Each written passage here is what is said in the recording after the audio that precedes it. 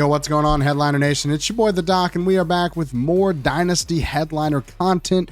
This week, it's all about rebuilding and 5 rookie mistakes that you might be making when you're rebuilding your Dynasty squads. Let's get into it. Let's hop right into mistake number 1, and that is waiting for good things to happen to your Dynasty team. Now, every year, I see Dynasty players declare in their group chats, hey, I'm looking to rebuild, and then they just wait. And they wait, and they wait, and they wait. And nothing happens. No deals are made. No players are put on the trade block. Nothing. They just kind of announce that they're rebuilding, and then they don't do anything. And the problem with rebuilding in Dynasty is that it's an active process. You actually have to put in the work if you want to see results when you're rebuilding in Dynasty. You have to be the one that goes out and initiates trade talks with your league mates. You're the one that's searching through your roster to find the pieces that you do or do not want to build around. You have to take the initiative when you're rebuilding in Dynasty, and you actually have to go out and do the rebuild. You can't just say you're doing it and then do nothing to actually make any changes. Hoping that somebody comes in and offers you a great deal just because you told them that you're rebuilding is fool's gold. I mean, it's just a stupid process to think that someone else is going to have your team's best interests in mind. Remember, being proactive is probably the most important step when it comes to rebuilding in Dynasty. Mistake number 2 that I see a lot is players trying to trade assets at the wrong time. Now, there are 3 times during the Dynasty season where you see a lot of guys looking to make moves in your Dynasty league. At the beginning of the year, when everyone's excited about fantasy football starting back up, that's a great time to start reaching out to other players. Hey, I've got some guys that I think you might be interested in.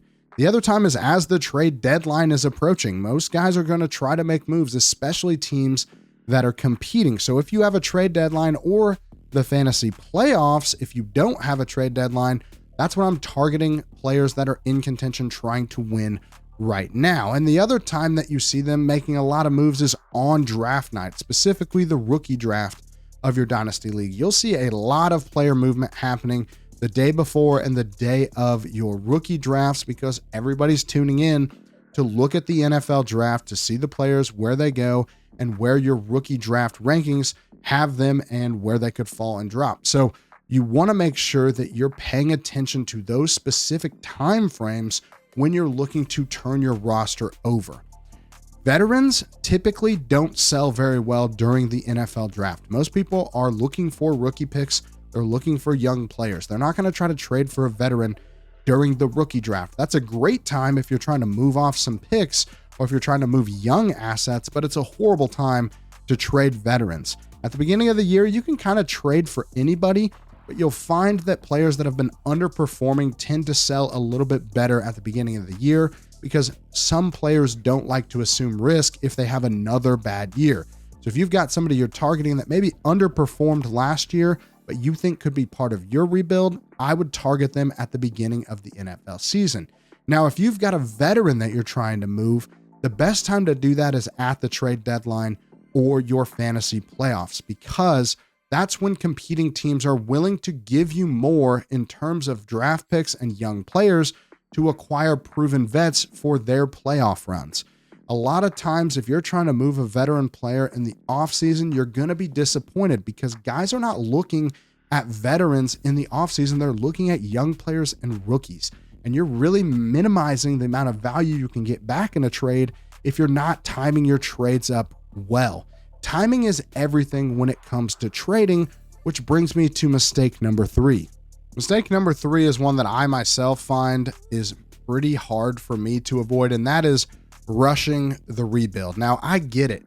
Everybody wants to rebuild quickly. Nobody likes losing in fantasy football, and a rebuild is basically a guarantee that you're going to be bad for a little while, but patience does pay off when it comes to rebuilding in Dynasty. If you're timing your trades right, like I said, and getting rid of assets at the correct times, it's going to take you at least 1 full year to get rid of all of the assets that you have and turn them over into productive portions of your rebuild. Now, Acquiring young players and draft picks is obviously the goal when you're rebuilding, which you want to do, but that does not always pay dividends immediately. Sometimes you're going to have to wait a little bit for a guy to start producing for your fantasy team. Players take a lot of time to mature in the NFL, and becoming reliable fantasy producers may involve you taking a lump or two on a guy that you have a lot of faith in becoming part of your core. And what I find is that it's pretty common for people to give up on rookies if they don't produce right away. And that can become a problem, because if you're constantly churning over those young assets on your team and replacing them with other young assets, you're probably never going to get the peak value that you want out of those players from a fantasy perspective.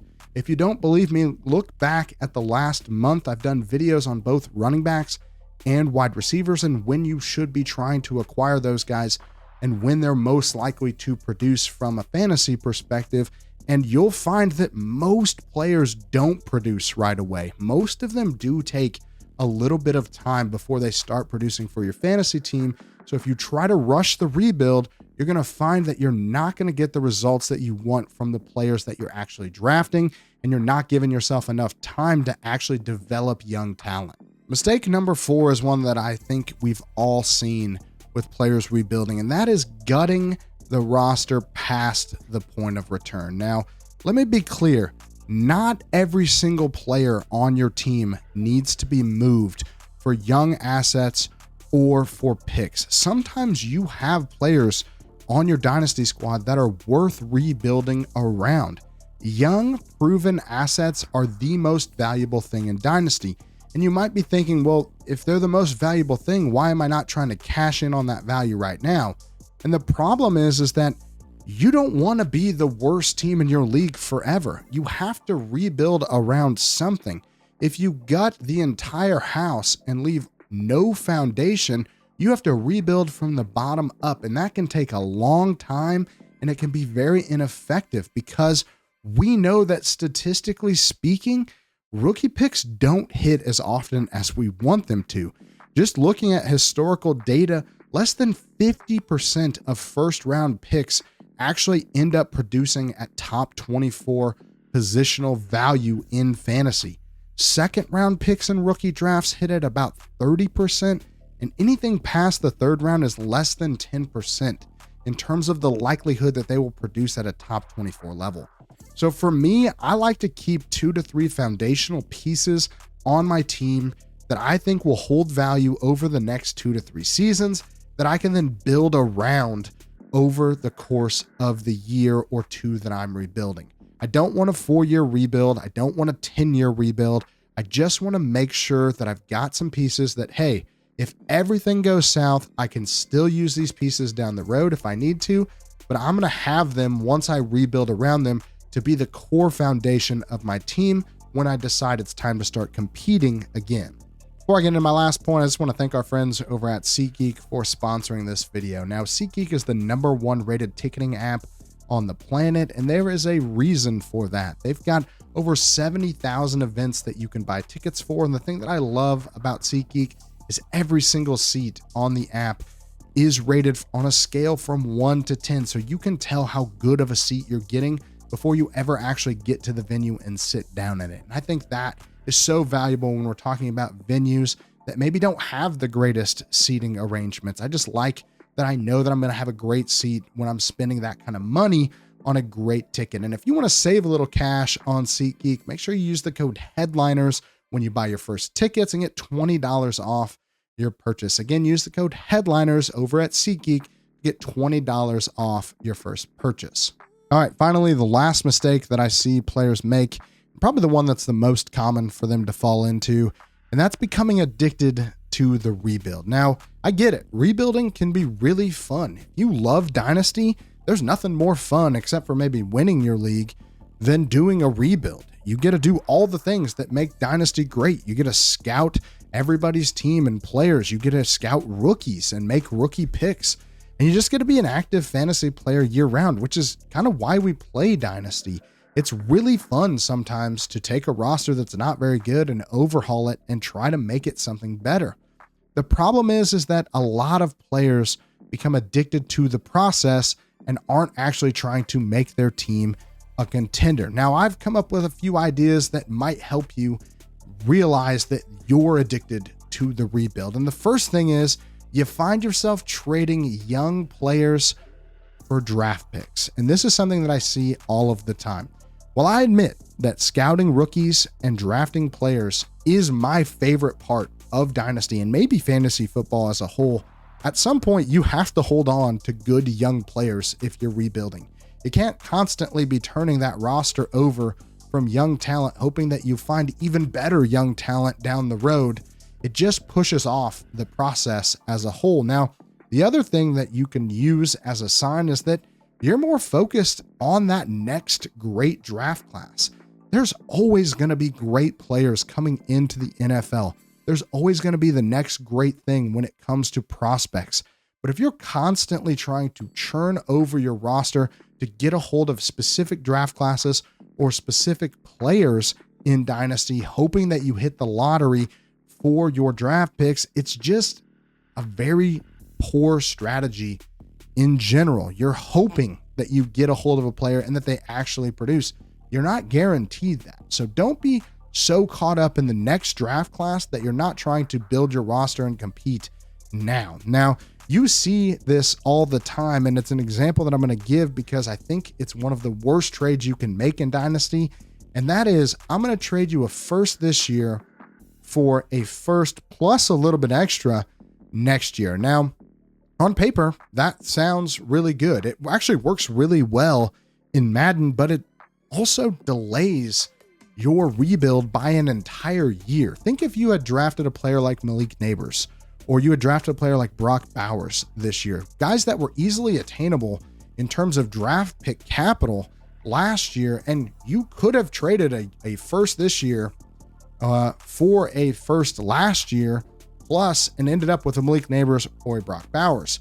If you scout a player and you think that they're great, you should be trying to acquire that player. Don't just continually put off your draft and give up the chance to find core foundational pieces just because you think that next year's class is a little bit better than this year's class. And another sign that you might be addicted to the rebuild is that you're always just 1 year away from competing. This is one that you're rebuilding, the roster's getting better, everything's going well, but you're just not really ready to start pushing in the chips the opposite direction and start competing for fantasy titles. If the off season is just you telling yourself, hey, I'm not ready to compete this year, I just need one more draft class, you might be delaying your window unnecessarily. At some point, you have to flip the switch. You have to go all in and try to compete in your Dynasty leagues. And if those examples sound like things that you do when you're playing Dynasty, you may be addicted to the rebuild when you need to be addicted to actually trying to win your league. That's all I got for you guys this week. Hopefully you enjoyed it. If those tips helped you out, let me know in the comments down below. Like the video, subscribe to the channel. It helps us out a lot. And we're trying to figure out what kind of content that you guys want to see on the channel, especially in the off season. Let me know, give me some ideas. What do you want me to talk about next? I've got lots of strategy things that I'd like to talk about in terms of Dynasty, even how I personally approach trading for and away injured players in Dynasty. If that sounds like something you might be interested in, let me know in the comments. But that's all I got for you. Hopefully you enjoyed it, and we'll see you next time. Analytics, off the chain, all the channels.